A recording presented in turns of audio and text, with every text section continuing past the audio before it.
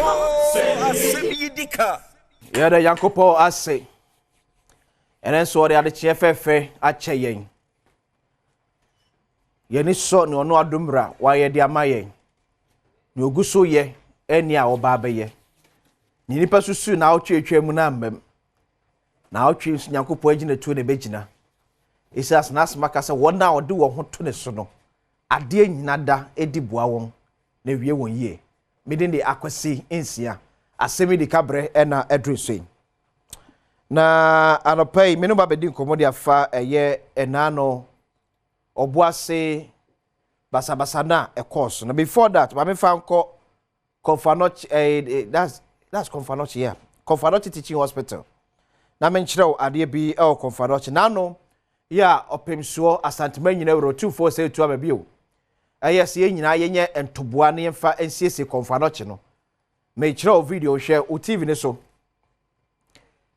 Adia sika no empenifo de aye ene ba bia project no the Hill Confanoch project no ba bia empenifo aye ama no adru enti so sika na uchi aye se fancy Confanoch no enko waste eniema empenifo ye e Confanoch abaya sabia we nya aban sika o we ye Ghana fo ye wo do ne pepa se ye tna se nya nhwehan e ma Confanoch Teaching Hospital entitim pasam yen kapra yen simple ye taku ne epeja Confanoch esesa Confanoch eni no enie tie nya tokoso entai opemsuo achi ne mua ne yetimi peja hospital no esuo biem because o hwese na hospital na atie na no videos am na kire o ti na awreho be na hwe ba bia penfo ye ho adwuma na du ya hwedum se ayemfo aka ne nyina so no ba bia wo bia kakra bia wo de age efa support ukrom mpuntuo kakra bia we de ne kakra 2 cities 5 cities 100,000 200,000 20 Ghana ebi ma 1000 ebi ma 70 Ghana kakra na eye Confanoch sei mpampenfam wo se usika na uchi aye no usika na contribute abro tu for ka se yenya ntobo amfam wa Confanoch no enko waste enko down the drain empenfo the year adwuma so once again kudos enko the chief executive officer and ma Confanoch Teaching Hospital Dr. Adem Bensa ya menhira ono mpenfo ya mwo asopiti wonom semonso modi opepa esiboni so se mudi amanfo ne ntoboa ne be ye adwuma na so banfa so de amagana mu nyina na na sabi ka to Confanoch serve about 14 regions serve about 14 regions oh ye maimua referral cases in Confanoch no from 14 regions out of the 16 am so uyo hina onso kakra bia ebia on school dan bi on se mo aboso aban emfim call for support na amanfo ye nyina meboa de fancy na na so enhye woni monyam na no tumfo kan sem bi asantment bi nkoso fa de ho nto amanyofo so da bi asa obamenye sesi form obedi ehwamo bemu onya akoma yade ti wa fa ba bi a wote no empunto hye wankasa wonsa uyo hina fa hye wankasa wonsa se me di me manfo anim ama adiwe yaye back to Obuasi na otwetwem yante asem de ene se yenwan mu a etuf magudie yi ebi eko eye AngloGold Ashanti for mining yardim se ba bia AngloGold for no etu omo sika firi no omo so kwa kotubi aso one di kan tutuo ye kofa na esi ye ne ba en de empanfo se ye nhwemu te be jama empanfo aye sa nhwemu ne ehunu ba bia etu ankasa e sha se different because na betimi a guide ye am ye hunu se so ne esi ne se fata se e besi ana amfa yakọ enkoma abusua ya mohwe mo de hye mo so mo na mo epran no so no nyame ensam yade menche wo ho but see on my way on si ama no kwaredie en ye nimu a ye behunu amane da bia se ya ama no kwaredie na ye partisan politics no anto nchen a ye behunu amane saa ye nnuanu amoko ya bibinti mwada ne ato no eya saba ne saa but the currency bia ka musumu bi nsumani eda ho ye a ebia kankwanko wie ne saa show TV so amanfo kasa ya hyehyɛ no Obuasi ene ade and I saw one NDC penibi but na be can you see yama amanyosem no esai oman no amanyosem esai oman no era na Miami nua no ogina TV so incite emabunu ye wo Obuasi se obia ono akọ minerals commission akọ gine license se hadom na all mining journalist mi gina TV so say bowra lipa na waje license no hodom no na ekotu na godie ni enye nyele mabribu so ataye kire and you see the media house no awrewo so we are allowing ourselves for such things to happen on the airways. Ye jeje o masane masane ekoso ye mframam. Adey. Eye di anko. The media house enye mo niwo. Enye mo ferry. It's a shame on you. On say enne mo topics am discussing, am timi discuss Obuasi de no. On say na mo topics am discussing na, mo timi discuss Obuasi de no. Shame on you. And I know me nua me colleague me friend me catch say onya ade a waye entie yo so me nu me wo no because station I want have accepted it that way. It's a shame on to us. And also and the nyina ye din ye show. One day they will attack the Jubilee House. Satan ne bia ye be nyansa. One day they will attack the Jubilee House. One day. How can a journalist on a national television and one pelifu akosuku ekwa allow such things to happen? Me say on send all your platforms won't even discuss Obuasi issue. Shame on you. They see you. Shame unto you.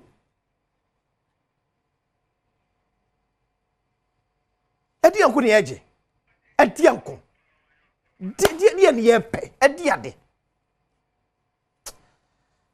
Inyu aze ke nyomanyo amadboni owo Obuasi. Ai gboko de. Ya me adumo.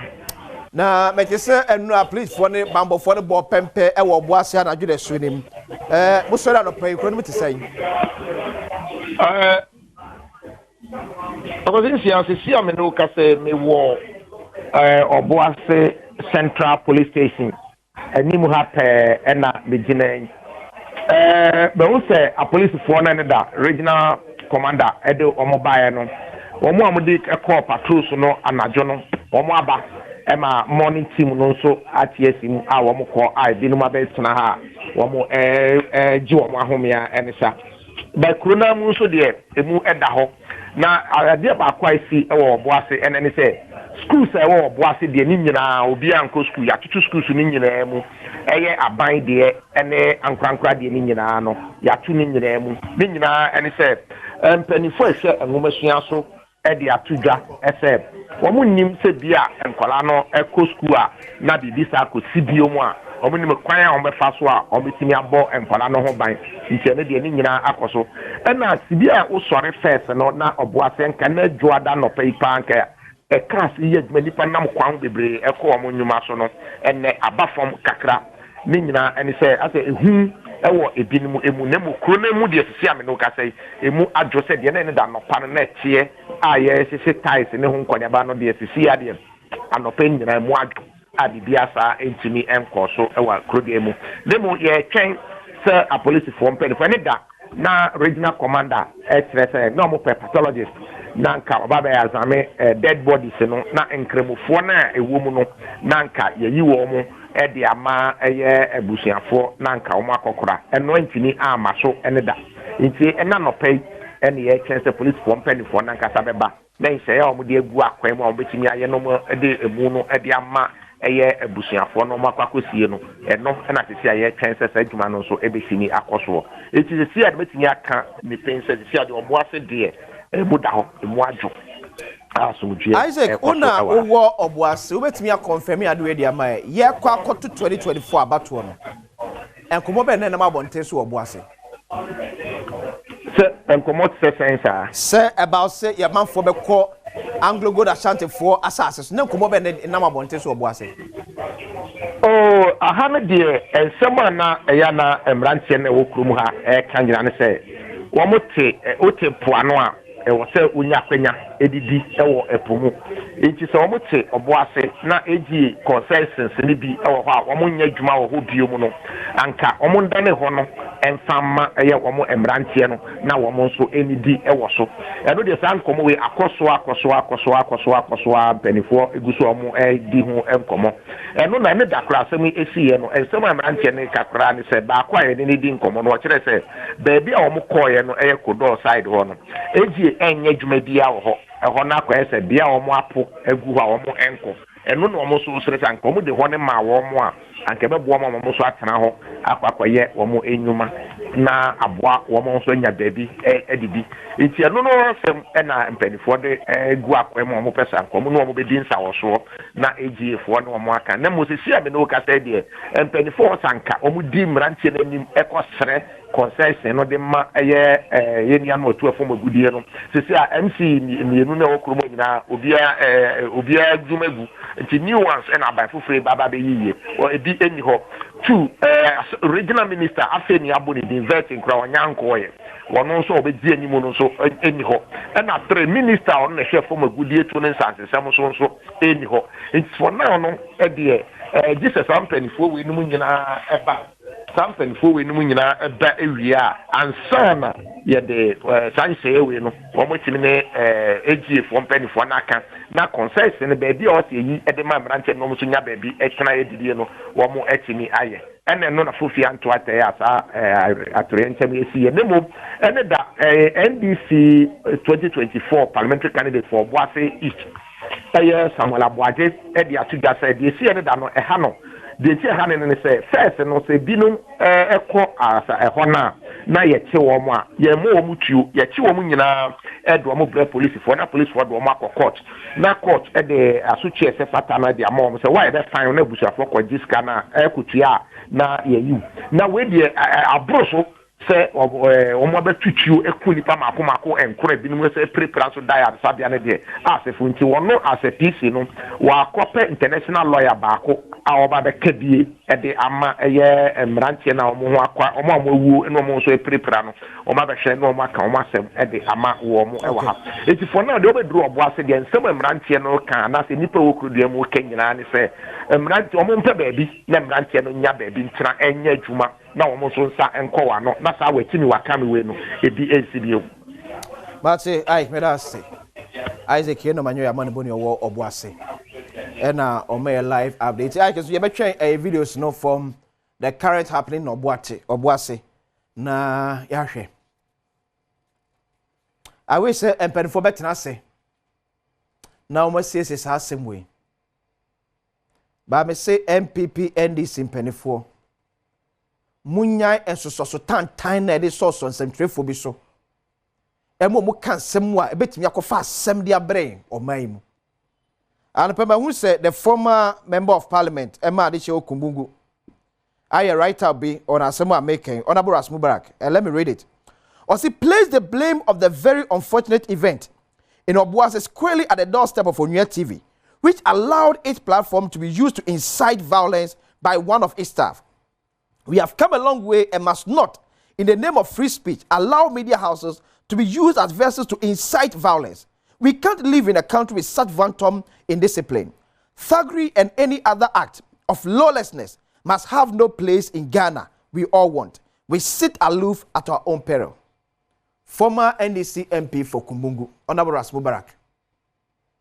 So we want to believe that the management of this media house will bow their head in shame. So yes, I'm for you so I'm correct. We will plunge this country into chaos.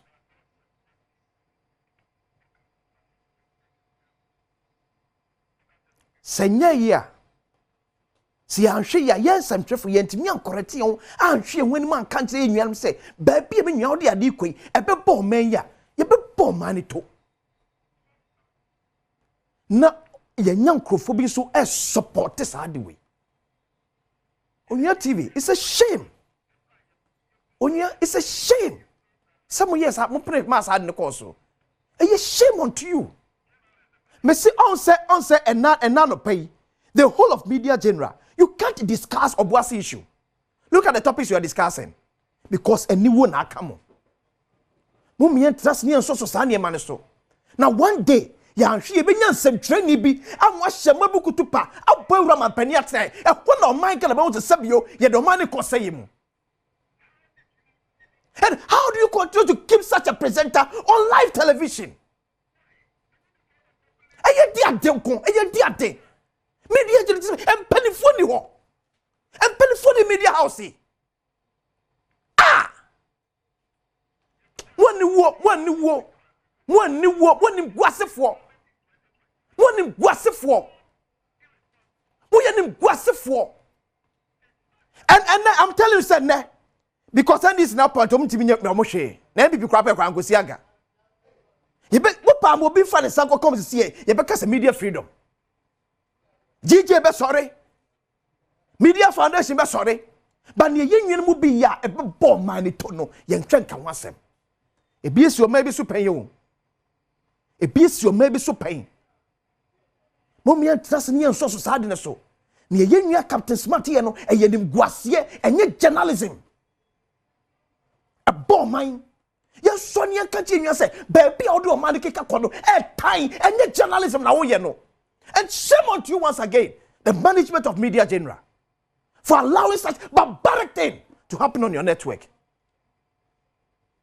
Me didn't questions here. Asem Yi Di Ka, penny for trase, yet in pensing mu etwas.